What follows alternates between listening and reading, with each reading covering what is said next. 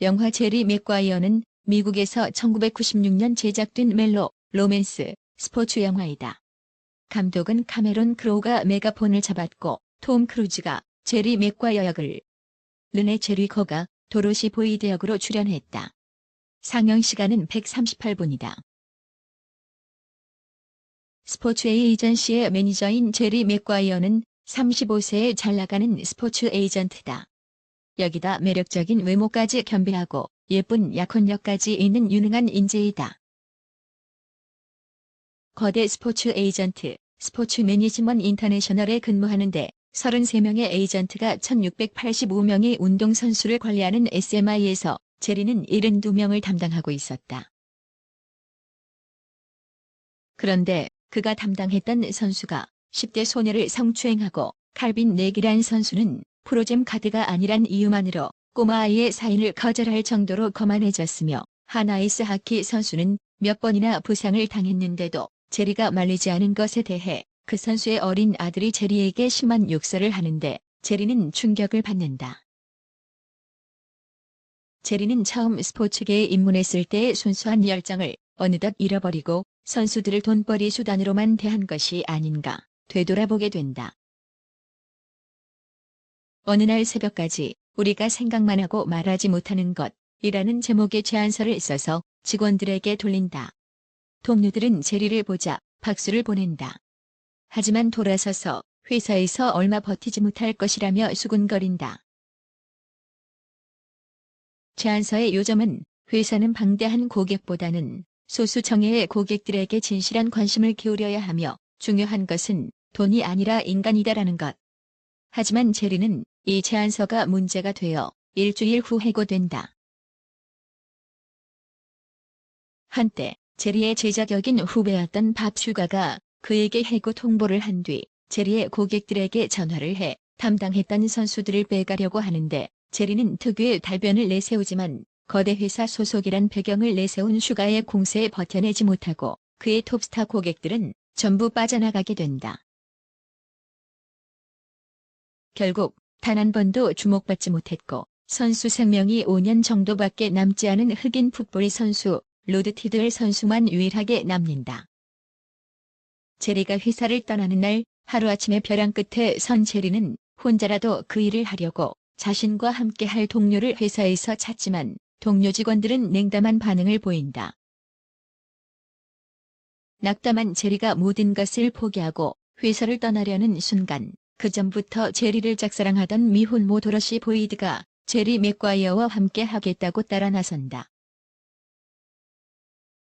한편 약혼녀 에이버리와 제리는 일단 사태를 수습하자며 NFL 드래프트에서 전체 1순위로 뽑힐 게 확실시 되는 초특급 유망주 프랭크 쿠슈맨만 잡고 있으면 다른 선수들도 따라올 거라고 자신을 갖는다. 쿠슈는 정식으로 계약은 안 했지만 예전부터 제리와 가까운 사이였고 제리와 계약하기로 합의가 된 상태이다. 쿠슈의 아버지는 불안해하는 제리에게 딱 잘라서 내가 약속하건대 자네와 계약하겠네라고 해준다. 그러나 드래프트 전날 밤 열린 행사에서 쿠슈 때문에 진법 신세가 된 로드가 불만을 표하자 제리는 그를 달래기 위해 여기저기 데려다니며 언론에 노출시켜준다. 결국 기분이 풀린 로드와 헤어지고 제리는 쿠슈 가족과 만나 논의를 하던 도중 우연히 대신 받은 전화를 통해 쿠슈가 밥 슈가와 결국 계약을 했다는 걸 알게 된다. 이를 따지자 쿠슈의 아버지는 자네가 그 흑인 녀석과 돌아다니는 동안 계약을 했다며 쿠슈를 안 챙겨줘서 슈가와 계약했다고 얼버무리면서 답다.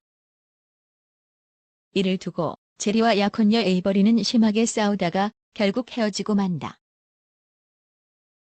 모든 것을 잘 풀지 못한 제리는 허망과 피로에 쌓인 상태로 도로시의 집으로 찾아간다. 도로시의 언니는 제리와 너무 가까워지지 말라고 경고하지만 도로시는 상냥하고 매력적이며 아들인 레이에게도 잘해주는 제리에게 빠져들게 된다. 제리는 한 명 남은 로드의 재계약을 위해 노력하지만 제리의 소속팀인 애리조나 카디널즈에서 기대에 많이 못 미치는 오퍼를 받고 좌절한다. 이에 로드는 이 계약을 받아들이지 않고 현재 잔여 계약 기간 1년 동안 뛰면서 몸값을 올릴 생각을 하는데 문제는 계약을 새로 못했으니 제리의 수입이 생기지 못한다. 또 제리는 로드를 위해 어렵게 광고 한 건을 따내지만 우스꽝스런 광고에 분노한 로드는 분장을 벗어버리고 광고 촬영도 못하고 가버린다. 이렇듯 제리 회사의 수입이 없어지자 생계를 걱정해야 하는 도로시는 샌디에이고에 있는 안정적인 직장을 잡기로 한다.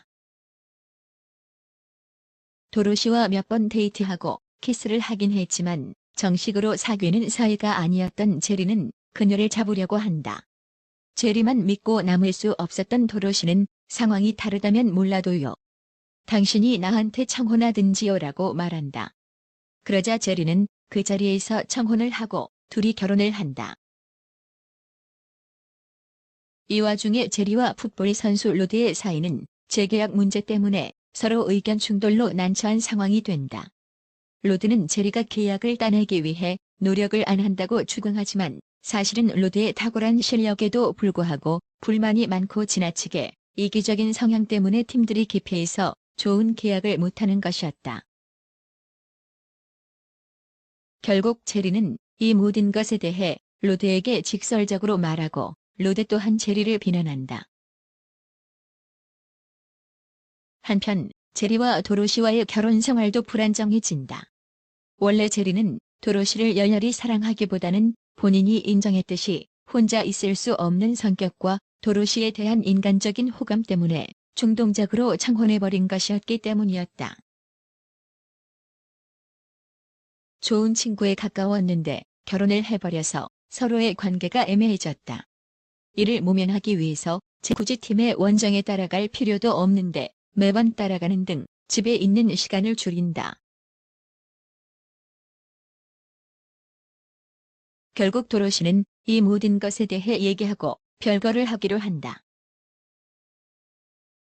혼자 남게 된 제리는 로드에게 모든 신경을 다 쏟는다. 이에 로드는 제리가 직설적으로 말한 충고를 결국 받아들여서 팀 동료들에게도 잘하고 불만도 별로 표출하지 않으면서 팀 분위기도 좋아지고 경기도 잘 풀리게 된다. 모든 게 순조로운 상태에서 카디널스는 댈러스 카우보이즈와 중요한 경기를 하게 된다.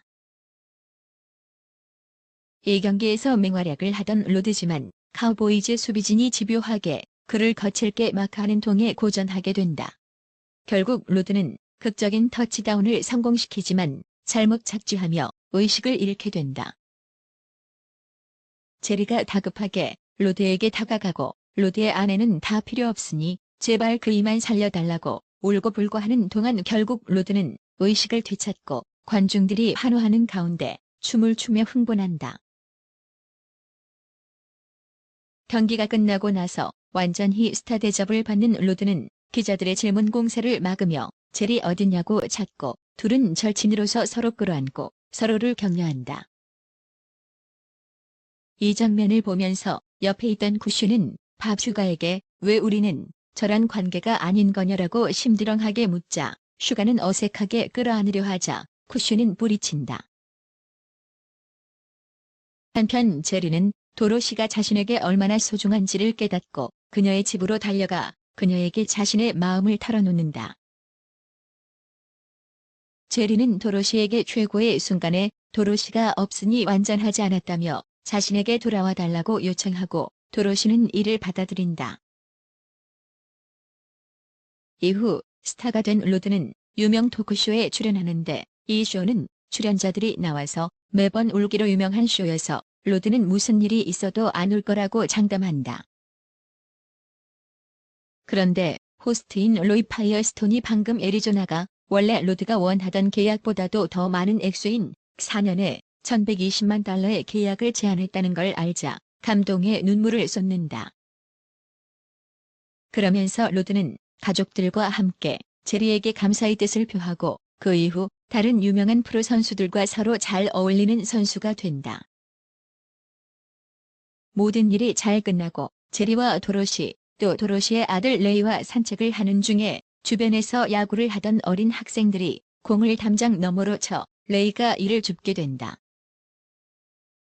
아이들은 레이에게 공을 던져달라고 하는데 어린 레이는 모두가 놀랄 정도로 멀리 공을 던지자 제리는 도로시에게 레이를 운동시키는 건 어떠냐고 물어보면서 영화는 끝난다.